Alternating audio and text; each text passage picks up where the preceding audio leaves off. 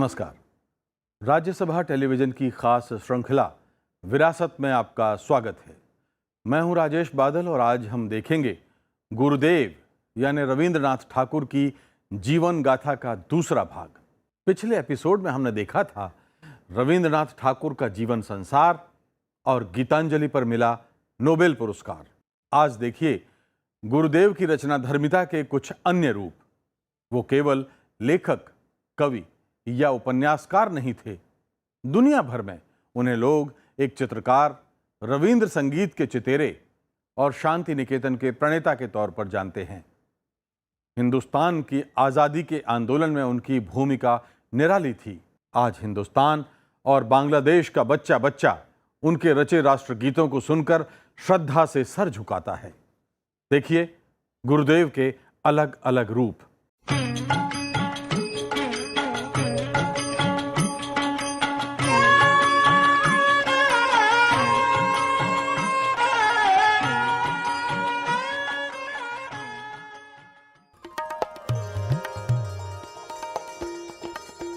हम आपको बता चुके हैं कि बचपन में रविंद्रनाथ पिता के साथ हिमालय की सैर पर गए थे। यात्रा के दौरान पहला पड़ाव शांति निकेतन था। वहां का पर्यावरण पिताजी को इतना अच्छा लगा कि उन्होंने 7 एकड़ जमीन खरीद ली और वहां कुछ करने का फैसला किया। जाहिर है रविंद्रनाथ के बाल मन पर शांति निकेतन की स्मृतियां कुछ अलग तरह से दर्ज हो गईं। वैसे उनका अपना बचपन पढ़ाई के नजरिए से बड़ा बिखरा हुआ था। स्कूल की कोई अच्छी छवि रविंद्रनाथ के मन पर अंकित नहीं थी। वो अपने ही अंदाज में शिक्षण शैली विकसित करना चाहते थे। इसीलिए 22 दिसंबर 1901 को उन्होंने नई शताब्दी का स्वागत करते हुए शांति निकेतन में आश्रम शुरू कर दिया। नाम रखा गया ब्रह्मचर्य आश्रम। 5 छात्र और इतने ही शिक्षकों के साथ शुरू हुए आश्रम में प्रकृति को सर्वश्रेष्ठ शिक्षक माना गया था। इस कारण पेड़ों के नीचे कक्षाएं लगती थीं। 5 में से 1 अंग्रेज और 3 ईसाई शिक्षक थे। चारों ही भारतीय संस्कृति के जबरदस्त जानकार और पैरोकार थे। शांति निकेतन में इन दिनों श्रीमती उमा रहती हैं। संभवतः देश में वो अकेली हैं जिन्होंने गुरुदेव की गोद में खेला। उनकी मां शांति निकेतन के पहले 5 छात्रों में से एक थी। करीब 102 साल की उम्र ने हमारे साथ रविंद्रनाथ से जुड़ी यादों को बांटा। গুরুদেব যখন এখানে শান্তিনিকেতনে ইয়ে করলেন তখন বললেন মেয়েদের আমার করবার ইচ্ছে। তখন মেসমশাই তার বন্ধু দুই মেয়ে হিরণদি আর মা বলতেন হিরণদি আর তাদের সঙ্গে আমার মা, এই হলো 3 জন। আর গুরুদেবের মেয়েরা খুব সহজভাবে যেতাম তখন। गुरुदेव शांति निकेतन की छोटी से छोटी चीज का ख्याल रखते थे। उन्होंने छात्रों के लिए प्रार्थना लिखी थी। भाव कुछ इस प्रकार था: मेरे हाथ से कभी कुछ गलत ना हो, मैं किसी का शोक ना मनाऊं, मुझे किसी का भय ना हो, मंगल काज के लिए सब कुछ दान दे दूं, मृत्यु से डरूं नहीं, आनंद में मेरा विसर्जन हो और सत्य की हमेशा जय हो। प्रार्थना के बाद गुरुदेव खुद गायत्री मंत्र का पाठ करते थे और बच्चों को अर्थ समझाते थे। वो अध्यापकों से कहते थे, अध्यापक दीपक की तरह होता है, उसके ज्ञान के प्रकाश में बच्चे सीखते हैं। आप बच्चों से कुछ पाने की उम्मीद मत रखिए। स्वतंत्रता और साथ में एक तरह का गाइडेंस। तो वहाँ बेस्ट टीचर वो उन्होंने इकट्ठे किए, दुनिया भर से किए। चाइना से लोग आके वहाँ बस गए और पढ़ाने लगे, जापान से लोग आए बस गए, और आर्टिस्ट्स और स्कल्प्टर्स और पूछे नहीं। शांति निकेतन में छात्रों के लिए उन्होंने आदि कुटीर छात्रावास बनवाया। इसके लिए उन्हें उड़ीसा में स्थित अपना जगन्नाथपुरी बंगला बेचना पड़ा। छात्रों के लिए दूर दूर से किताबें मंगवाईं। आश्रम का खर्च चलाने के लिए उन्हें कर्ज भी लेना पड़ा। पिताजी से उन्हें हर महीने 200 रुपए मिलते थे, मगर इसका बड़ा हिस्सा ब्याज चुकाने में निकल जाता था। खर्च ज्यादा था और पैसे का कोई नियमित इंतजाम नहीं था। उधर छात्रों की संख्या भी हर साल बढ़ रही थी। नौबत यहां तक आई कि पत्नी मृणालिनी ने शादी के जेवर, सोने की घड़ी और अपने लिए बनवाया घर भी बेच दिया। इसके बाद भी बात नहीं बनी तो हर छात्र से 13 रुपए महीने की फीस तय की गई। सारे छात्र सुबह 4 बजे उठा करते थे, नहा धोकर राग भूपाली गाते और प्रभात फेरी निकालते।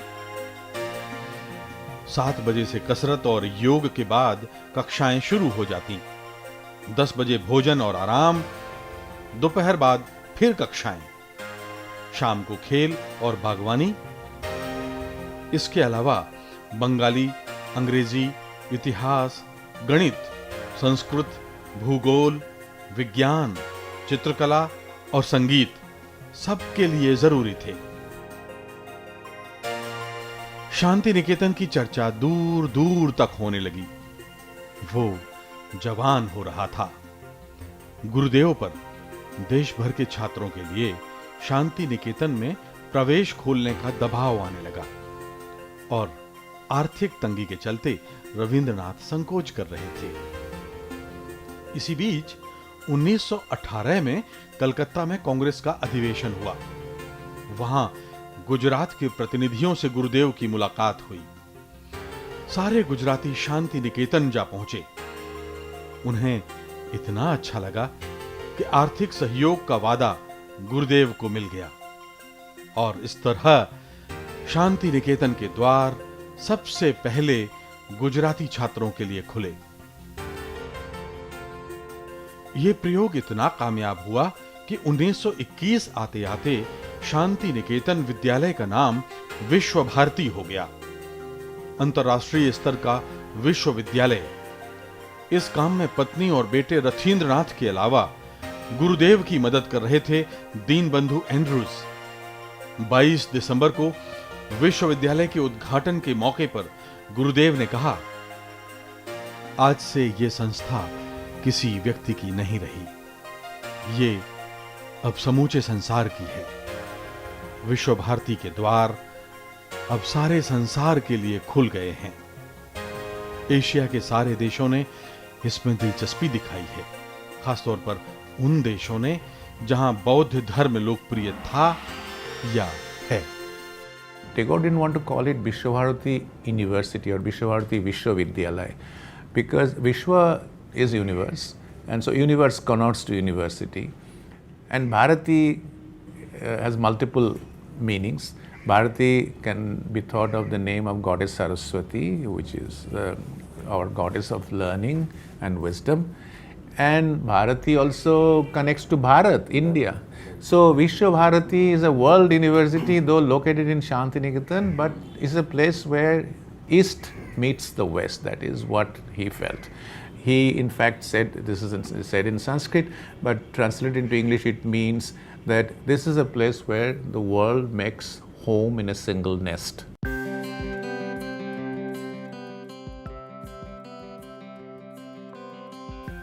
इसके बाद विश्वविद्यालय में चीन भवन शुरू हो गया। चीन से बड़ी तादाद में छात्र आए, उनका बाकायदा एडमिशन हुआ। 1922 में पुणे के किर्लोस्कर नाट्यगृह में गुरुदेव ने अपने भाषण में कहा, स्वदेशी और विदेशी छात्र जहां बिना किसी पूर्वाग्रह के भारतीय मन का सत्य समझ सकें, ऐसा एक भी विद्या केंद्र हमारे देश में नहीं है। विश्व भारती के रूप में मैं उसका निर्माण कर रहा हूं।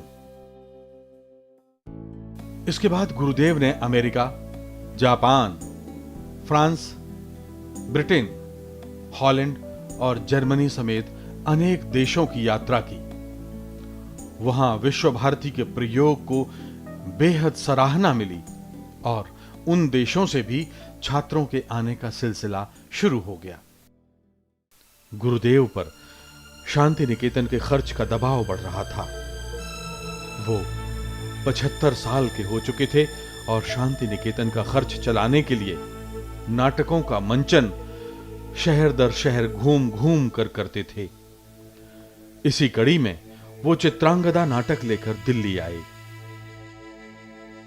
गांधी जी दिल्ली में थे। उनकी आत्मा रो पड़ी जब पता चला कि बुढ़ापे का जर्जर शरीर लिए गुरुदेव शांति निकेतन के लिए पैसा जुटा रहे हैं। बापू रात भर सो न पाए। अगले दिन उनके निर्देश पर किसी ने 60,000 रुपए का चेक गुरुदेव को दिया और गांधी जी की तरफ से प्रार्थना की, गुरुदेव अब आप आराम करें, पूरा देश आपकी तबीयत की फिक्र कर रहा है। गुरुदेव महात्मा की मदद देखकर भाव विभल हो गए। देर तक आंसू बहाते रहे। वापस लौटते हैं गुरुदेव गाथा पर। 1911 में गुरुदेव ने उस गीत की रचना की थी जिसे गाते हुए हिंदुस्तान का हर बच्चा बड़ा होता है। जी हां, हम बात कर रहे हैं जन गण मन की। 30 दिसंबर को कलकत्ता में कांग्रेस के राष्ट्रीय अधिवेशन में पहली बार उन्होंने खुद इस गीत को गाया था। आजादी के बाद ये राष्ट्रगीत के रूप में हमारे सामने है। अपने भाषण में देशबंधु चित्तरंजन दास ने जन गण मन को देश के वैभव और विजय का गान बताया था। वैसे हम आपको याद दिला दें कि आज बांग्लादेश का जो राष्ट्रीय गीत है वो भी गुरुदेव रविंद्रनाथ ठाकुर का लिखा हुआ है। আমার সোনার বাংলা আমি তোমায় ভালোবাসি। जन गण मन को लेकर समाज के कुछ वर्गों में भ्रामक प्रचार किया गया था कि इसे गोरी हुकूमत की तारीफ में लिखा गया है। गुरुदेव इससे बेहद आहत थे। उन्होंने देशबंधु चित्तरंजन दास को 19 मार्च 1939 को एक चिट्ठी लिखी। I should only insult myself if I care to answer to those who consider me capable of such unbound stupidity as to sing in praise of George V as the eternal charioteer leading the pilgrims on their journey through countless ages of timeless history of mankind. मैं अपना ही अपमान करूंगा यदि मैं ऐसे लोगों का जवाब देने की कोशिश करूं जो मुझे इतनी बड़ी मूर्खता के काबिल समझते हैं कि मैं अनंतकालीन मानव इतिहास के असंख्य युगों तक मुसाफिरों के चिरकालिक नेतृत्वकर्ता के रूप में जॉर्ज पंचम का स्तुति गान करूं।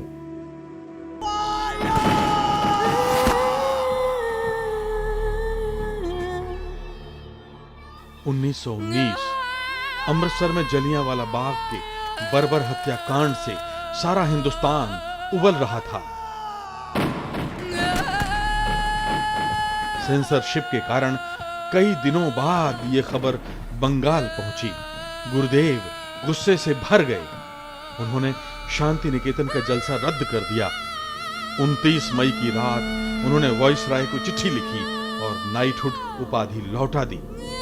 उन्होंने लिखा, मैं अपने उन लाखों करोड़ों देशवासियों के साथ खड़ा हूं जो इस काबिल भी नहीं है कि उन्हें इंसान समझा जाए। जलियांवाला बाग नरसंहार पर ब्रिटेन की संसद में भी लंबी बहस हुई और बहस के बाद इस कांड के जल्लाद जनरल डायर को माफी दे दी गई।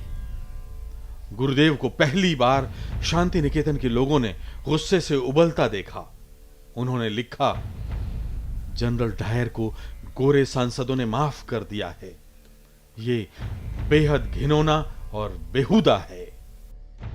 तो उसके बाद जो है उससे अफेक्ट होके इन्होंने अपना वो ऑनर जो था कैसरे हिंद का नाइटहुड वो उन्होंने सरेंडर किया, ये कहते हुए कि इस शर्मनाक घटना के बाद मैं जो है ये ऑनर एक्सेप्ट नहीं कर सकता। ये बहुत ही एक उसका इम्पैक्ट हुआ लोगों के ऊपर, क्योंकि ये नोबेल लॉरिएट थे, आई मीन माना हुआ था, उनका नाम हर लोग जानते थे, तो उन्होंने जब ये किया तो इसका बहुत बड़ा इफ़ेक्ट हुआ लोगों की सेंसिबिलिटी पे। उम्र के तीसरे पड़ाव पर भी पैरों की चक्री तेजी से घूम रही थी। वो चीन और जापान में थे। वहां गुरुदेव के व्याख्यान सुनने के लिए लोग उमड़ पड़े। इसके बाद इटली से मुसोलिनी ने न्योता भेजा। वहां सार्वजनिक अभिनंदन हुआ। रोम के गवर्नर ने सम्मान में शानदार जलसा किया। इटली के राजा विक्टर इमैनुअल तृतीय ने अनेक सम्मान समारोह किए। गुरुदेव जहां भी जाते हजारों लोग स्वागत में पलकें बिछा देते। इन कार्यक्रमों में उनके नाटकों के अनुवाद मंच पर खेले जाते। ग्रीक सरकार के बुलावे पर गुरुदेव पहुंचे तो एथेंस में उन्हें सर्वोच्च सम्मान ऑर्डर ऑफ द रिडीमर दिया गया। जब गुरुदेव पहुंचे तो राजा ने उनके सम्मान में संसद की कार्रवाई स्थगित कर दी और संसद ने गुरुदेव का अभिनंदन किया। हजारों नौजवान उनके दीवाने हो गए। विश्व भारती का प्रयोग उनके लिए अजूबे की तरह था। हम आपको बता दें कि 69 साल की उम्र में गुरुदेव को चित्रकारी की सूझी और उन्होंने पेंटिंग बनाना शुरू कर दिया। अगले 13 साल में 3000 से ज्यादा पेंटिंग्स बनाई। हमारी टीम ने शांति निकेतन में उनकी हैंडराइटिंग और पेंटिंग्स के अद्भुत नमूने देखे। क्या आपको एक भी उदाहरण याद है जब किसी ने इस आयु में इस तरह रेखा संसार रचा हो? 1929 कनाडा और जापान में व्याख्यान। अगले ही साल ऑक्सफोर्ड यूनिवर्सिटी में अभिनंदन और लेक्चर। पेरिस में पेंटिंग्स की नुमाइश। जर्मनी और सोवियत संघ में नागरिक अभिनंदन। India's grand achievement, which is still stored deep within her heart, is waiting to unite within itself Hindu, Muslim, Buddhist and Christian, not by force, not by the apathy of resignation, but in the harmony of active cooperation. Ananda Devaka. 2 साल ही बीते। 1932 में Iran के राजा Shah Pahlavi का न्योता मिला। Tehran में सर्वोच्च शाही सम्मान मिला। इसके फौरन बाद गुरुदेव इराक के बादशाह फैजल के आमंत्रण पर बगदाद जा पहुंचे। इराक में शानदार सम्मान। इससे पता चलता है कि गुलाम हिंदुस्तान के एक गैर राजनीतिक सितारे की दुनिया भर में कितनी इज्जत थी। और अब लौटते हैं शांति निकेतन। गुरुदेव के सपनों का शांति निकेतन, खून पसीने से सींचा गया शांति निकेतन। 100 साल पुराना यह संस्थान आज दुनिया भर में अनूठी शिक्षण शैली के लिए मशहूर है। चीन, जापान, रूस, कोरिया और एशिया के अनेक देशों के अलावा यूरोप के छात्र आज भी यहाँ पढ़ते हुए गर्व महसूस करते हैं। お恥ずかしながらそんなに知らないんですけども、詩人であるっていうことですね。あとここに来てから知るようになったんですが、多分私の世代ではあんまりタゴールは知られてなくて、最近私より上の世代の方がここにいらっしゃったんですが、その時にどうしてここにいらっしゃったんですかと聞いたら、彼はタゴールの詩が日本の教科書に載ってて、それに感銘を受けたからここに来たと言っていたので、私より前の世代の方が知名度高いと思うんですが、残念ながら私の世代はあんまり知名度がないっていうのが正直なところです。私は、このビシャバラティ大学に、日本語を教えるために来ました。このビシャバラティ大学は、大詩人であるタゴールが作った大学です。ですからそのタゴールの大学で教えることは非常にありがたいことだと思っています。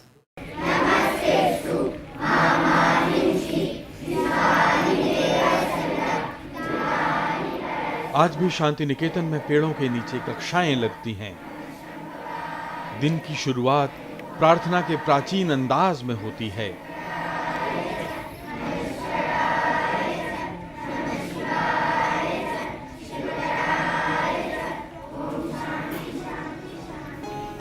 शांति निकेतन में रोजगार दिलाने वाले पाठ्यक्रम चल रहे हैं। ये जगह पर जो प्लस पॉइंट है, बहुत टाइम दे सकते हैं हम। अगर रात को भी काम करें, क्लास अदर जगह पर जो होता है क्लास बंद हो जाता है, लॉक करके चला जाता है, यहाँ पर हम ज़्यादा टाइम तक काम कर सकते हैं, इसलिए हमने यहाँ चॉइस किया। बच्चों की सेहत से लेकर खुराक तक की चिंता की जाती है। संगीत सभी छात्रों के लिए जरूरी है। छात्र रविंद्र संगीत में डूबकर गुरुदेव को सच्ची श्रद्धांजलि देते हैं। रविंद्रनाथ का जो म्यूज़िक है वो ओनली म्यूज़िक नहीं है, उसमें जो साहित्य है उसका बहुत देन है। उनका जो साहित्य है उसमें एक फिलॉसफिकल आउटलुक आप पा सकते हैं। ये भी बड़ा काम है उनका। राष्ट्रभाषा हिंदी के प्रसार को लेकर गुरुदेव के प्रयास अद्भुत हैं।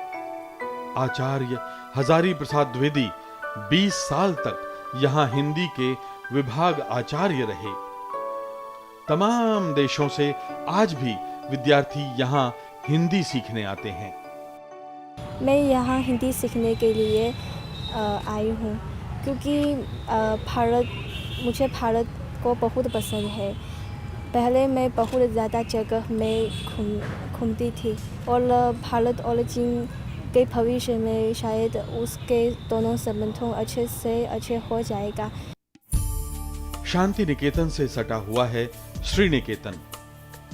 दरअसल श्री निकेतन शांति निकेतन का ही एक हिस्सा है, लेकिन यहाँ अलग तरह के कोर्स चलाए जाते हैं।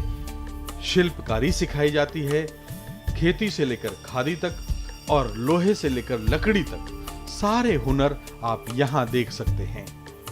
गुरुदेव ने अपने पुत्र रथींद्रनाथ को इसकी कमान सौंपी थी।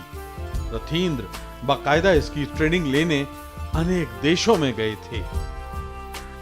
रविंद्रनाथ का पुत्र रथींद्रनाथ इसके लिए मेंटर थे, इसीलिए वो चाहता था कि वो जो विलेज क्राफ्ट्समैन है उसको लिए ज़्यादा कोई टेक्नोलॉजी दे के, कोई नया डिज़ाइन दे के अच्छे प्रोडक्ट बनाने का।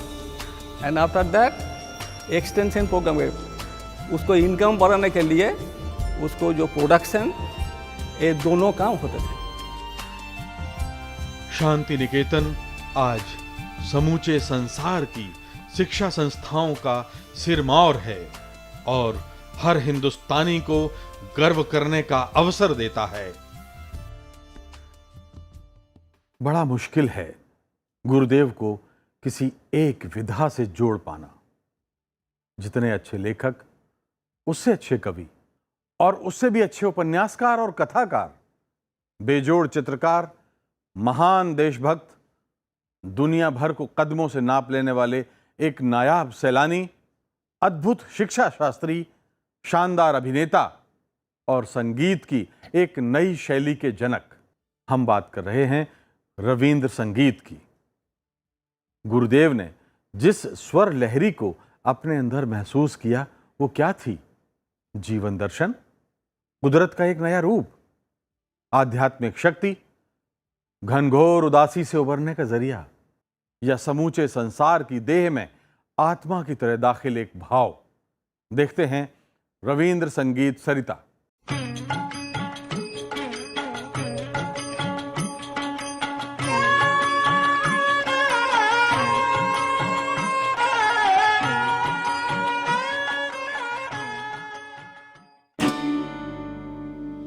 वो ऐसी ही एक सर्द सुबह थी। हिमालय की वादियों में कुदरत सुरों का झरना बहा रही थी। पिता के साथ सैर पर गए रविंद्र हिमालय संगीत से आंखें लड़ा बैठे और फिर तो सारी उम्र ये सुरगंगा अलग अलग रूपों में रविंद्र की देह के भीतर बहती रही। कभी जोरासांकों के बड़े आंगन में ये परिवार संगीत बन गया, तो कभी उत्तर प्रदेश, गुजरात और महाराष्ट्र की लोक धुनों से निकली मिठास, कभी शांति निकेतन में सुबह की उम्मीद भरी धुन, तो कभी एक के बाद एक अपनों की विदाई से उपजा संध्या संगीत, तो कभी पश्चिम और यूरोप की परदेसी सरगम। जब इसने गुरुदेव के दिल और दिमाग को झंझनाया तो फूटी संगीत की अलौकिक धारा। যদি তোর ডাক শুনে কেউ না আসে তবে একলা চলো রে, যদি তোর ডাক শুনে কেউ না আসে তবে একলা চলো রে। একলা চলো একলা চলো একলা চলো একলা চলো রে, যদি তোর ডাক শুনে কেউ না আসে তবে একলা চলো রে। একলা চলো একলা চলো একলা চলো একলা চলো রে। হরির নাম দিয়ে জগৎ মাতালে আমার একলা নিতাই, वेरी ओल्ड फोक नंबर। उससे इंस्पायर्ड होके যদি তোর ডাক শুনে কেউ না আসে তবে একলা চলো রে। रविंद्र संगीत की जानी मानी शख्सियत प्रोमिता मलिक ने अपनी कला यात्रा गुरुदेव को समर्पित कर दी है। देश विदेश में उन्होंने रविंद्र संगीत की गंगा बहाई है। गुरुदेव का संगीत ही उनके लिए सब कुछ है। लिरिक हमको बहुत अच्छा लगता है। वो लिरिक एक बार आप ग्रास्प कर लिया, उसका बाद जो भी आप लिरिक को देखेंगे पढ़ेंगे सब थोड़ा सा शैलो लगता है, डीप नहीं लगता है ये। और उनका बहुत अच्छा मिक्स बहुत अच्छा है, माने लिरिक और सुर दोनों इतना सुंदर। अब कभी कभी आपको ऐसा आप सोचेगा कि ये लिरिक और इम्पोर्टेंट है, कि इधर आप सोचेगा कि नहीं इधर सुर और अच्छा है। दोनों का बहुत अच्छा बैलेंस है। आप सोचिए अब घर में अकेला है, बहुत क्लाउडी स्काई, आपको थोड़ा सा उदास ऐसे लग रहा है, तो हमको तो मेघेर परे मेघ जमेছে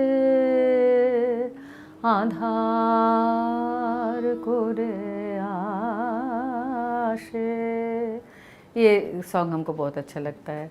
तब कभी बहुत खुशी का टाइम में दूसरा गाना है, ओरे ओरे ओरे आमार मन मेतेছে तारे आज থামায় কে রে, সে যে আকাশ পানে হাত পেতেছে तारे आज নামায় কে রে, ओरे ओरे ओरे आमार मन मेतेছে। दूसरा टाइप का सॉन्ग काजरी चैती जैसे कोई एक ठो सीजन को लेके होता है, तो इधर रविंद्रनाथ का भी सब सीजनल सॉन्ग्स है। पागला हवार बादल दिने पागल आमार मन जेगे ओठे, पागला हवार बादल दिने पागल आमार मन जेगे ओठे। रविंद्रनाथ जब बिल्कुल टीनेजर जब थे तब वो वैष्णव पदावली उनको बहुत अच्छा माने बहुत पसंद का था, तो उसमें भी वो ट्राई किया। वो थोड़ा ब्रजबुली भाषा में, लाइक थोड़ा सा मैंने आपको एग्जाम्पल दे रहे हैं। गहन कुसुम कुंज माझे मृदुल मधुर बंसी बाजे, बिसरी त्रास लोक लाजे सजनी आवो आवलो, गहन कुसुम कुंज माझे। ये तो सब कोई समझेगा।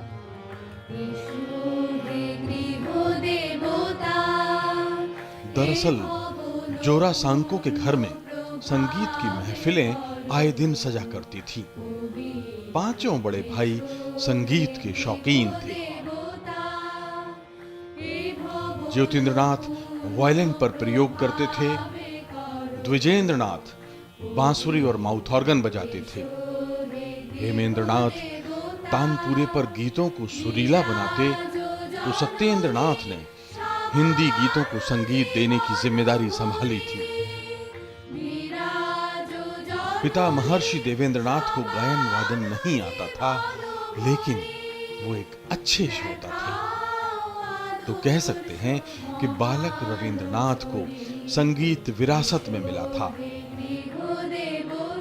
रविंद्र संगीत के जानकार गुरुदेव की संगीत यात्रा को 3 हिस्सों में बांटते हैं। बचपन की नींव के बाद 1880 से 20 बरस, इसमें कुदरती हुस्न और सूफियाना संगीत भरपूर है। इसके बाद 1900 से आगे के 20 साल, इस दौर में पूरब और पश्चिमी सुरों के साथ जाती जिंदगी में दुख भरे अनुभवों से निकला अवसादी संगीत नजर आया। आखिर के 20 साल में लोक संगीत और उसमें राग रागिनियों के अनूठे प्रयोग। खुद गुरुदेव ने अपने संगीत प्रेम को अनेक अवसरों पर दिलचस्प अंदाज में व्यक्त किया। उन्होंने कहा, बाथरूम में गीत संगीत के लिए अनेक सुविधाएं होती हैं, खास बात है वहां का एकांत। सामने कोई नहीं होता और आप हर तरह से गाने के लिए आजाद होते हैं। वहां एक अजीब सा पागलपन होता है। हिंदुस्तानी संगीत के बारे में वो अपनी मौलिक व्याख्या भी करते थे। उनका मानना था, हमारे रागों में करुण भाव है, लेकिन उसमें रोजमर्रा की जिंदगी में डूबे इंसान के लिए कोई जगह नहीं है। वास्तव में शब्द का सही अर्थ बेहतरीन ढंग से प्रकट करना ही गायन का अंतिम उद्देश्य है।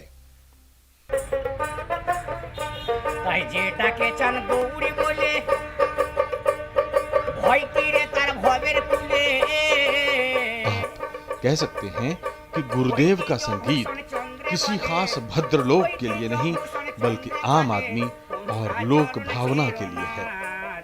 एक नमूना, আমার প্রাণের মানুষ আছে প্রাণে তাই হেরিতায় সকলখানে, প্রাণের মানুষ আছে প্রাণে তাই হেরিতায় সকলখানে। और एकदम बाउल सुर से भी लिया। एक गान है ऐसे, দেখেছি রূপসাগরে মনের মানুষ কাঁচা সোনা, তারে ধরি ধরি মনে করি ধরতে গেলে আর পেলেম না, দেখেছি রূপসাগরে মনের মানুষ কাঁচা সোনা। এসে লেখা, ভেঙে মোর ঘরের চাবি নিয়ে যাবি কে আমারে, ও বন্ধু আমার না পেয়ে তোমার দেখা, একা একা দিন যে আমার কাটে না রে।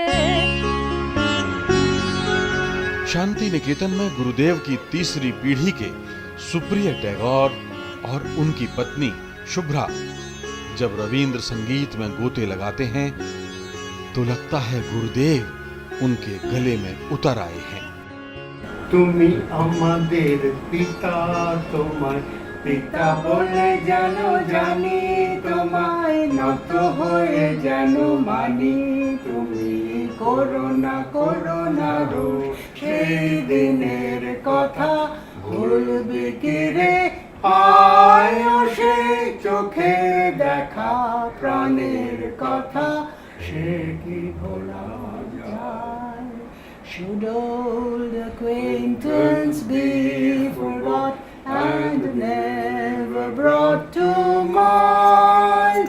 Should old acquaintance be forgot and the days of old lang syne?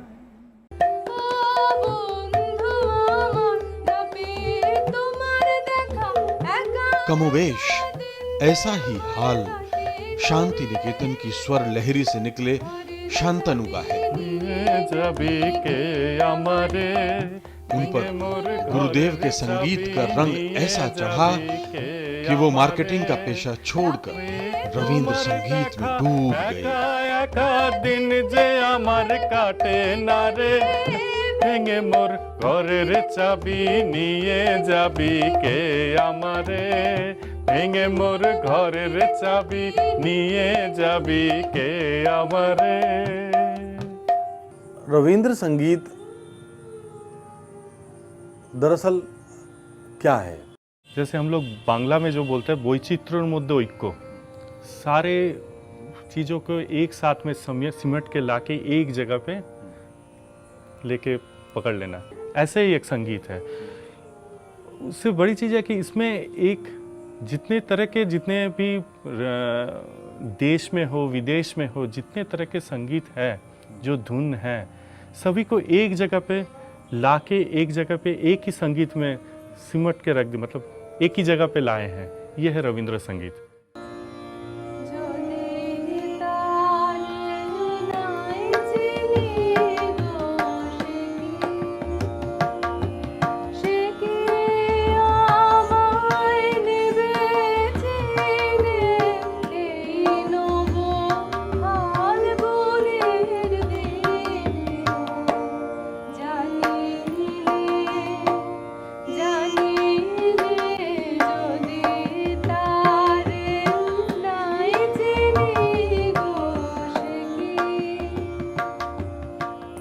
এসো বাজায়ে ব্যাকুল বেনু মেখে পিয়ালো ফুলের রেনু এসো হে এসো হে এসো হে আমার বসন্ত এসো আজ দক্ষিণ দুয়ার খোলা আজ দক্ষিণ দুয়ার।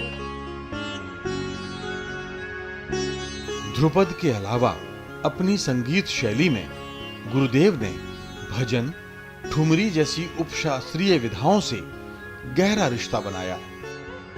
उन्होंने करीब 20 नई रागिनियां तैयार की और 2000 से ज्यादा ऐसे गीत लिखे जिनकी धुनें खुद उन्होंने ही बनाई थी।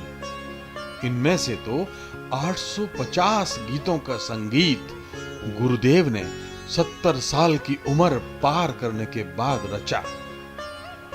ऐसा कोई दूसरा उदाहरण दुनिया में नहीं मिलता। हिंदी फिल्मों में तो रविंद्र संगीत ने ऐसी मिठास घोली है कि उसका कोई जोड़ नहीं। जरा देखिए कुछ गीतों को, आप हैरान रह जाएंगे। মনে রবে কি না রবে আমারে সে আমার মনে নাই মনে নাই মনে রবে কি না রবে আমারে बचपन के दिन भुला न देना आज हंसे कल रुला न देना याद हमारी मिटा न देना आज हंसे कल रुला न देना हो बचपन के दिन भुला न देना राही मतवारे छेड़ एक बार मन का सितार जाने कब चोरी चोरी आई है बाहर छे मन का सितार राही मतवाले तारे नाई चिने घोष की तेरे मेरे मिलन की ये रहना हो तेरे मेरे मिलन की ये रहना नया कोई गुल खिलाएगी नया कोई गुल खिलाएगी तभी तो चंचल है तेरे नैना देखो ना नन्हा सा पंछी रे तू बहुत बड़ा पिंजरा तेरा नन्हा सा पंछी रे तू बहुत बड़ा पिंजरा तेरा उड़ना जो चाहा भी कहाँ तुझे उड़ने दिया छू कर मेरे मन को किया तूने क्या इशारा बदला ये मौसम लगे प्यारा जग सारा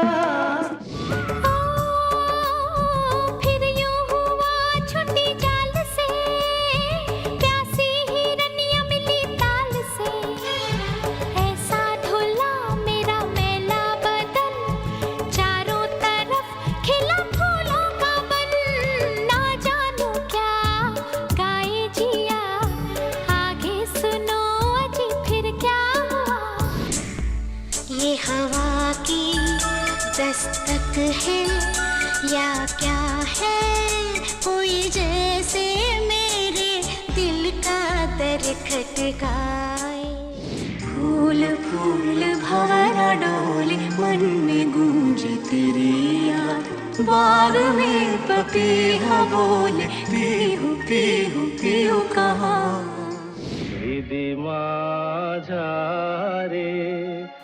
रविंद्र संगीत के बगैर बांग्ला संगीत की तो खैर आप कल्पना भी नहीं कर सकते, मगर एक दौर ऐसा भी रहा है जब हिंदी फिल्मों के महानायक गुरुदेव की सरगम पर्दे पर गुनगुनाया करते थे। जरा एक नमूना देखिए। तुमी रबे नीरबे हृदये मम, तुमी रबे नीरबे।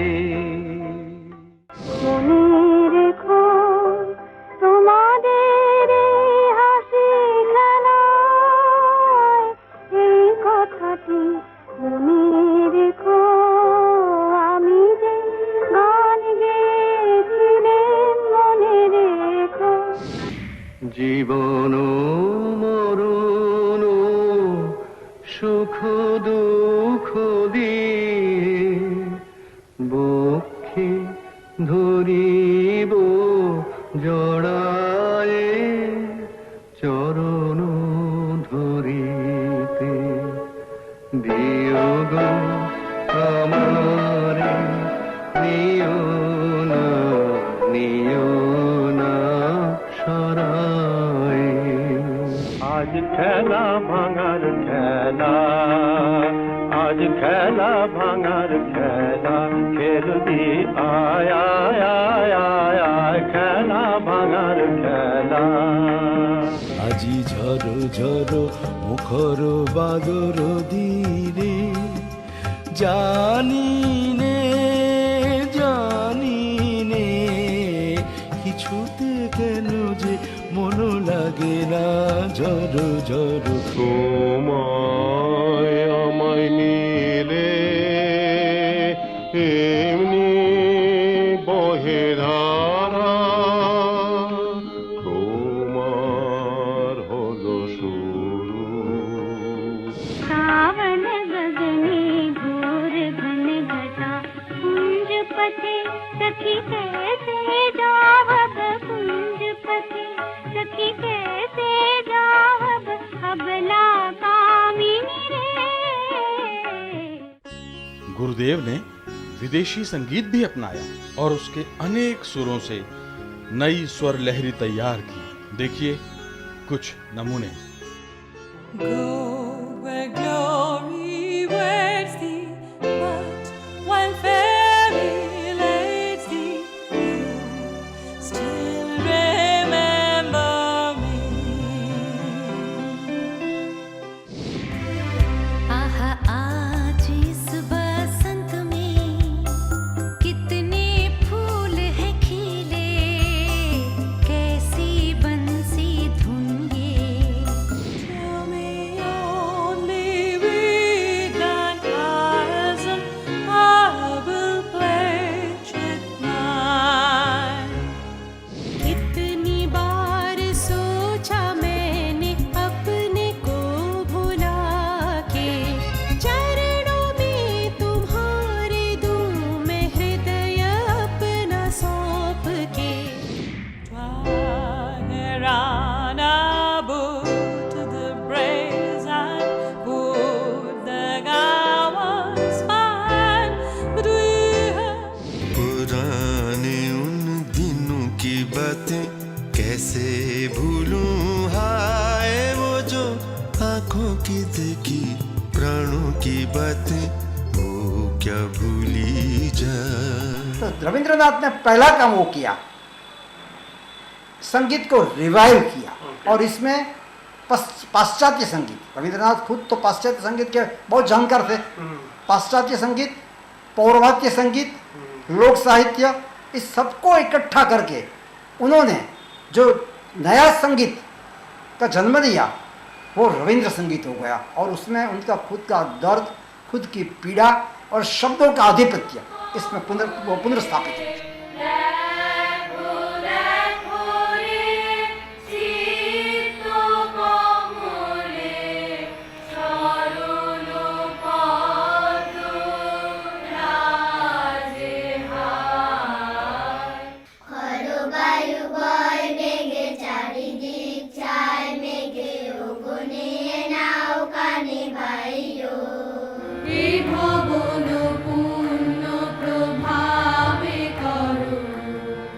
शांति निकेतन का संगीत कला विभाग आज भी गुरुदेव का संगीत नई नस्लों तक पहुंचा रहा है।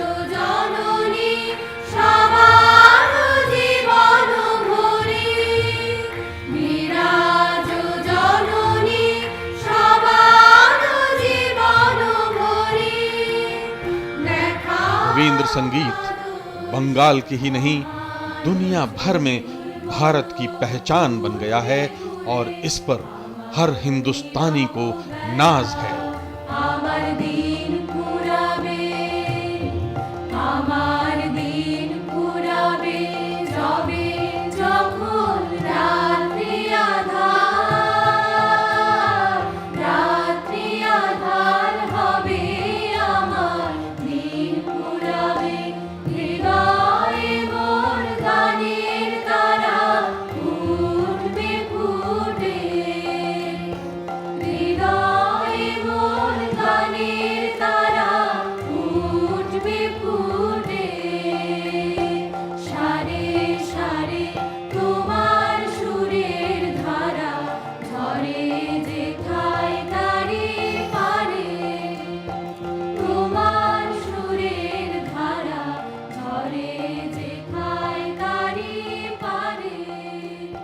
हमने आपको अभी बताया था कि गुरुदेव शांति निकेतन की जर्जर आर्थिक हालत के कारण 72 साल की उम्र में शहर दर शहर चित्रांगदा नाटक लेकर भटक रहे थे।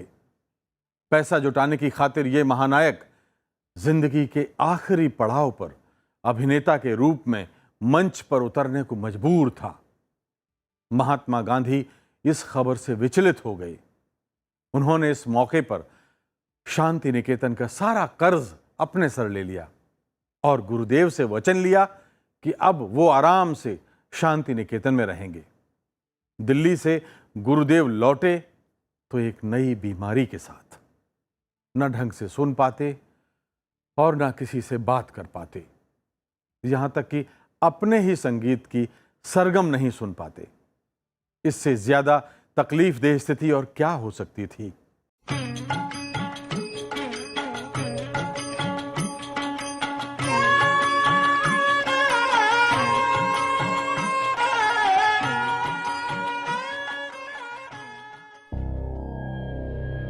उस दिन शाम को गुरुदेव शांति निकेतन में अध्यापकों से बात कर रहे थे। अचानक सर चकराया। कोई कुछ समझ पाता? गुरुदेव बेहोश होकर लुढ़क गए। कलकत्ता तार भेजा गया, लेकिन डॉक्टर घंटों बाद आए।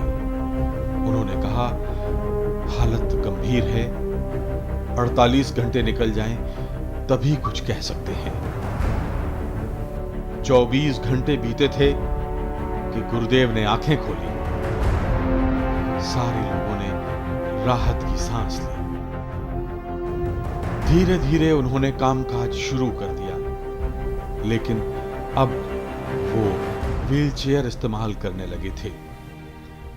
कानों ने काम करना बंद कर दिया था। फिर भी विचारों की खिड़की खुली थी। इसी बीच कलकत्ता विश्वविद्यालय ने दीक्षांत समारोह में मुख्य अतिथि का न्योता दिया। परंपरा के मुताबिक मुख्य अतिथि अंग्रेजी में ही भाषण देते थे, लेकिन गुरुदेव ने शर्त रखी। उन्होंने कहा, मैं बांग्ला में ही बोलूंगा। उपकुलपति श्यामा प्रसाद मुखर्जी परेशान।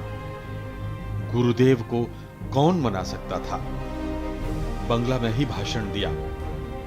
उन्होंने कहा, भाषा के रूप में अंग्रेजी सुंदर और समृद्ध है, लेकिन उसे हम मातृभाषा की कीमत पर स्वीकार नहीं कर सकते।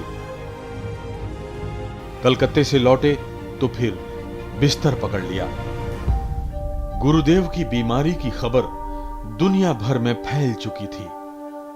ऑक्सफोर्ड यूनिवर्सिटी ने उन दिनों भारत में सुप्रीम कोर्ट के चीफ जस्टिस सर मॉरिस को डॉक्टरेट की उपाधि के साथ शांति निकेतन भेजा।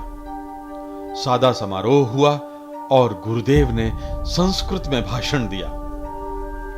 समारोह खत्म होते ही गुरुदेव की हालत फिर बिगड़ गई। थोड़ा ठीक हुए तो कहा, मैं कलिम्पोंग वाले घर जाऊंगा। वहां पुत्रवधू प्रतिमा रहती थी। प्रतिमा ने गुरुदेव की सेवा में कसर न छोड़ी। एक शाम फल लेकर पहुंची तो देखा गुरुदेव बेहोश पड़े हैं। कलिम्पोंग के डॉक्टरों ने हाथ खड़े कर दिए। बोले, दार्जिलिंग से अंग्रेज सिविल सर्जन आए तो बात बन सकती है। एक हरकारा चिट्ठी लेकर भागा। सिविल सर्जन भी जिद्दी था। बोला, मरीज यहीं लेकर आओ। बहुत मिन्नतें की तो जाने को तैयार हुआ। जब तक कलिम्पोंग पहुंचा 12 घंटे बीत चुके थे। दवाओं ने असर किया और गुरुदेव ने आंखें खोली। सिविल सर्जन के कहने पर गुरुदेव कलकत्ता लाए गए। हालत बेहद गंभीर थी। ऑल इंडिया रेडियो के स्पेशल बुलेटिनों ने देश भर में यह खबर फैला दी। ये आकाशवाणी है। अभी अभी प्राप्त समाचारों से पता चला है। गुरुदेव उदास। जो भी आता ढेर सारी सलाहें भेंट कर जाता। ये मत करो, वो मत करो, फल खाओ, देर तक मत जागो, कम बोलो, वगैरह वगैरह। गुरुदेव खामोशी से उन्हें देखते रहते। उनका सूनापन कोई समझ नहीं रहा था और उधर किस्मत अभी परीक्षा लेना चाहती थी। एक दिन बड़े भाई सत्येंद्र नाथ के बेटे सुरेंद्र नाथ का अचानक देहांत हो गया। जब गुरुदेव लंदन में रहा करते थे तो सुरेंद्र को कंधों पर बिठाकर घंटों घुमाते थे। चाचा भतीजे में बेहद प्यार था। गुरुदेव दिन भर बिना खाए पिए मौन पड़े रहे। गहरा सदमा लगा था। पौत्री नंदिता को बुलाया और भावों को कुछ इस तरह शब्दों पर उतारा। लो, बहुत हुआ, हे प्रभु, अब समेट लो, ये सब समेट लो। प्रखर रौद्र, ताप सर्वत्र, दाह असहनीय है। जोरासांको में अब गुरुदेव को तकलीफ हो रही थी। इसी घर में उनका जन्म हुआ था। यादें बेचैन करती थी। उन्होंने हार कर शांति निकेतन जाने का फैसला कर लिया। डॉक्टरों ने मना कर दिया। तर्कों की अंताक्षरी दिन भर चली और आखिरकार डॉक्टरों ने हथियार डाल दिए। एक बार फिर शांति निकेतन। आराम कुर्सी पर निढाल पड़े रहते। अब तो गुरुदेव को भी आभास हो गया था कि बुलावा आ पहुंचा है। इस बार डॉक्टर जीते और फिर कलकत्ता जाने का फैसला हुआ। सुबह सुबह उत्तरायण के आंगन में शांति निकेतन का बच्चा बच्चा गुरुदेव को विदा करने आया। मन ही मन सभी ये जानते थे कि अब गुरुदेव नहीं लौटेंगे। जब शांति निकेतन से ऑपरेशन के लिए कलकत्ता लाए गए, उस वक्त जब स्ट्रेचर में लेके वो गाड़ी में सुलाते थे, उस वक्त उन्होंने एक चिट्ठी लिखकर अपने हाथों से अपने पुत्र रथिंद्र नाथ को दिया है। अच्छा। और उसमें साफ साफ लिखा है कि मेरा अंतिम संस्कार उत्तरायण बंगलो, जहाँ पर वे रहते थे शांति निकेतन में, उत्तरायण के सामने की फला फला जगह पर वहाँ पर मेरा अंतिम संस्कार करना चाहिए। 30 जुलाई 1941 गुरुदेव का ऑपरेशन। इसके बाद 2 दिन नीम बेहोशी के, जोरासांको के द्वार हजारों लोगों का डेरा, 24 घंटे प्रार्थना, कोई किसी से कुछ ना बोलता, सन्नाटा पसरा रहता। डॉक्टर आते और निकल जाते, भर्राई आवाज और डबडबाई आंखें सब कुछ कह देती। 7 अगस्त 1941 दोपहर 12 बजे महाकाल से गुरुदेव का मिलन हो गया।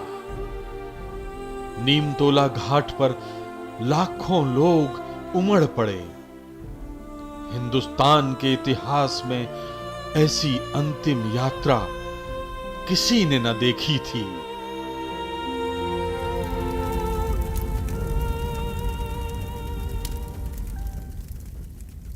गुरुदेव जिए और शान से जिए। हम एक जिंदगी में अपनी पसंद का काम करने के लिए हमेशा वक्त की तंगी का रोना रोते हैं। एक विराट व्यक्तित्व 80 साल के सफर में न जाने क्या क्या करके चला गया। हम लोगों को तो इसके लिए कई उम्रें चाहिए। 80 बरस का लेखा जोखा 2 घंटे की फिल्म में बांधना नामुमकिन, लेकिन हमारा प्रयास था कि हिंदुस्तान के इस महान सपूत के बारे में आपको विस्तार से बताएं। दुनिया में 100 करोड़ से ज्यादा लोग हिंदी जानते, बोलते या समझते हैं। विडंबना है कि इतने साल तक राष्ट्रभाषा में गुरुदेव पर इतना गहरा काम नहीं हुआ। अपनी नई नस्ल को क्यों हमें कोसना चाहिए, जबकि हमने अपने इन पूर्वजों को याद रखने की दिशा में ही कोई काम नहीं किया। एक कसक और अपने आप पर विनम्र लानत के साथ इस एपिसोड को खत्म करते हैं। नमस्कार।